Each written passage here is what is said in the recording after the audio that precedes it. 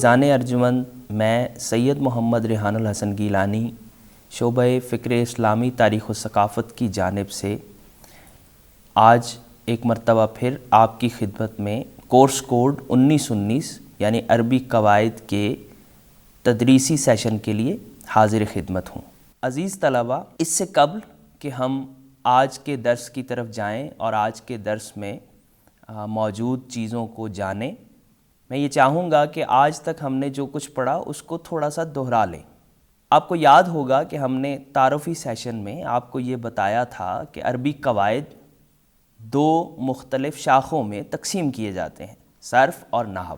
پھر آپ کو یہ بھی یاد ہوگا کہ تعارفی نشست میں ہم نے آپ کو یہ بتایا تھا کہ کوئی بھی لفظ اس کو دو حصوں میں تقسیم کیا جاتا ہے، بامعنی اور بے معنی۔ پھر ہم نے آپ کو یہ بتایا تھا کہ بامعنی لفظ کی دو قسمیں ہیں، مفرد اور مرکب، اور پھر یہ عرض کیا تھا کہ مفرد کی تین مزید قسمیں ہیں، اسم، فعل اور حرف۔ پھر ہم نے آپ کو اسم کی مختلف تقسیمات کے بارے میں بتدریج بتایا۔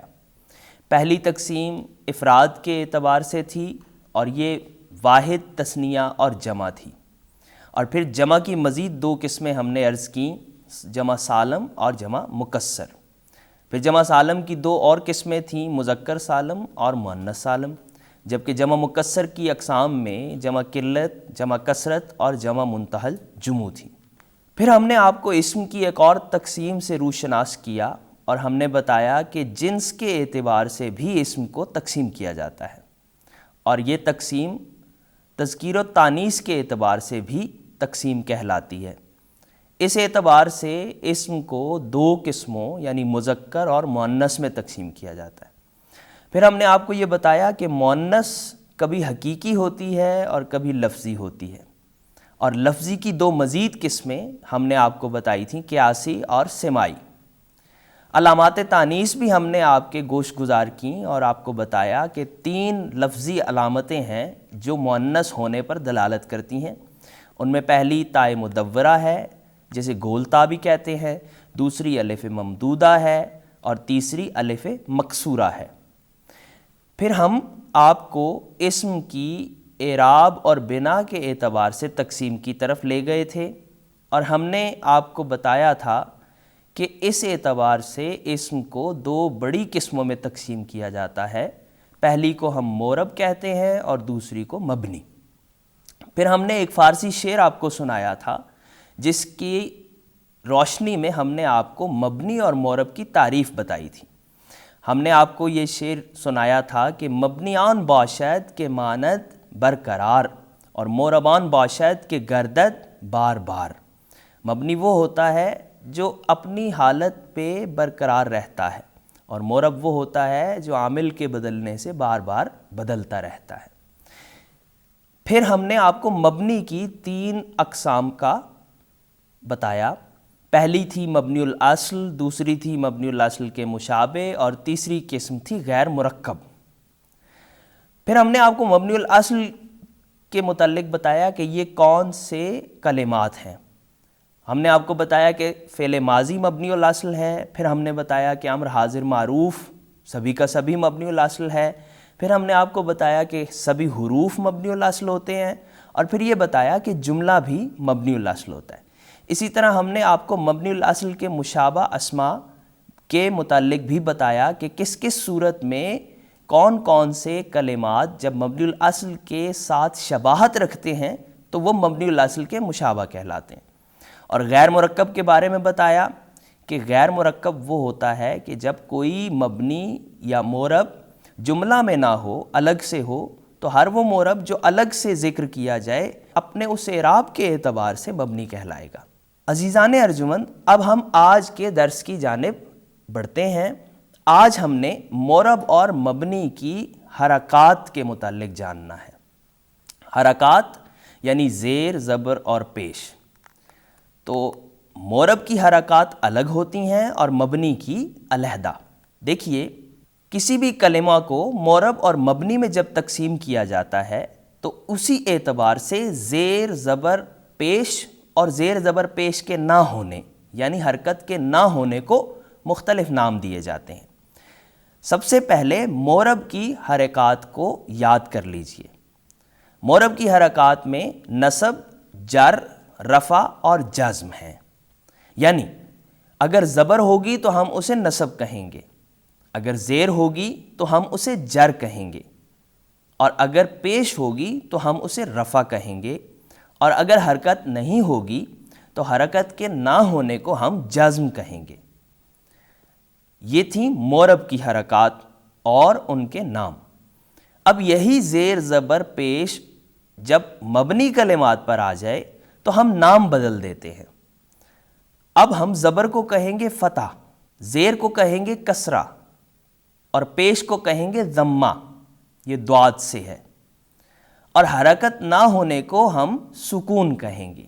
اب اسی طرح اگر کسی مورب کلمہ کے اوپر زبر ہوگی، یعنی اس کے آخری حرف کے اوپر زبر ہوگی، تو ہم اسے منصوب کہیں گے۔ یہ بہت ضروری اصطلاحات ہیں، امید ہے کہ آپ انہیں اچھی طرح ذہن نشین کر لیں گے تاکہ آئندہ آنے والے اسباق میں آپ کو کسی قسم کی الجھن یا پیچیدگی کا سامنا نہ کرنا پڑے۔ تو جب مورب کلمہ کے اوپر زبر آئے گی ہم اسے کہیں گے یہ منصوب ہے، جب زیر آئے گی تو ہم کہیں گے یہ مجرور ہے، اور جب پیش آئے گی تو ہم کہیں گے یہ مرفوع ہے۔ لیکن جب مبنی کلمہ کے اوپر زبر آئے گی تو ہم کہیں گے مفتوح ہے، جب زیر آئے گی تو ہم اس کو مکسور کہیں گے، مجرور نہیں کہیں گے، اور جب پیش آئے گی تو ہم اسے مرفوع کی بجائے مضموم کہیں گے۔ اور دونوں کلمات کے اوپر جب کوئی حرکت نہیں ہوگی تو مورب کلمات کو ہم مجزوم کہیں گے اور مبنی کلمات کو ہم مسکون کہیں گے یا مبنی بر سکون کہیں گے۔ یہ بھی یاد رکھیے کہ مسکون، مضموم، مکسور اور مفتوح کی بجائے مبنی بر فتح، مبنی بر کسرہ، مبنی بر ضمہ اور مبنی بر سکون بھی ان حرکات کے نام ہیں۔ اب ذرا کچھ تفصیل دیکھ لیجئے کہ اعراب کہتے کیسے ہیں۔ اعراب کا لغوی معنی ظاہر کرنا ہے، اور اس سے مراد وہ شے ہے جس کے ساتھ مورب کا آخر بدلتا رہتا ہے، جیسے زبر، زیر اور پیش۔